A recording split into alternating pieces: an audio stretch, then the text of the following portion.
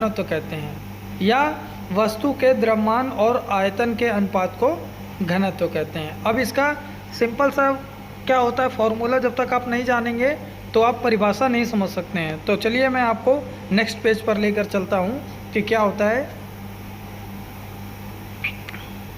तो देखिए यहाँ पर चित्र के माध्यम से समझाया गया है। पहले चित्र में आप देखेंगे जहाँ पर 3 ग्लास के बीकर रखे गए हैं और density and status of matter समझाया गया है।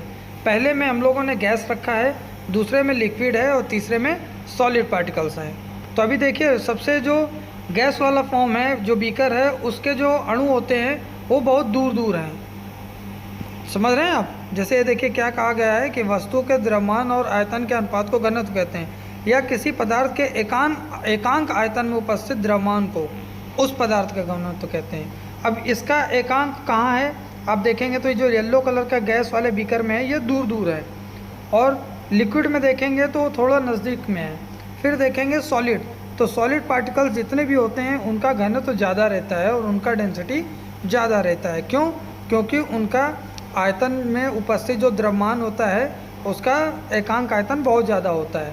तो अभी देखेंगे आप, लो डेंसिटी रहेगा गैस, फिर उससे ज़्यादा लिक्विड, फिर उससे ज़्यादा सॉलिड। और डेंसिटी का आप राइट साइड में देखिए 2 बॉक्स बनाया गया है जिसमें अणु पास पास में है, एक में अणु दूर दूर है। तो जो पास पास रहेंगे उसका कम रहेगा डेंसिटी, और जो दूर दूर अणु रहेंगे उनका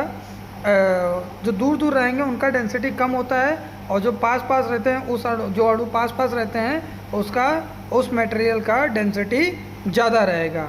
तो देखिए फॉर्मूला क्या होता है डेंसिटी का फॉर्मूला, कि डेंसिटी बराबर मास अपान वॉल्यूम। तो डेंसिटी को हम लोग देखेंगे कि इससे डिनोट करेंगे जो यहाँ सिंबल दिया गया है, और मास को स्मॉल m से और वॉल्यूम को स्मॉल v से। तो अभी देखेंगे कि ट्रायंगल क्या बनता है।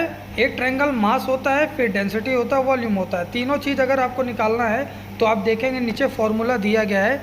तो हमें अगर डेंसिटी किसी का निकालना है तो मास डिवाइडेड बाय वॉल्यूम हो जाएगा, और मास निकालना है तो डेंसिटी डिवाइडेड बाय वॉल्यूम हो जाएगा, और वॉल्यूम निकालना है तो मास डिवाइडेड बाय डेंसिटी हो जाएगा।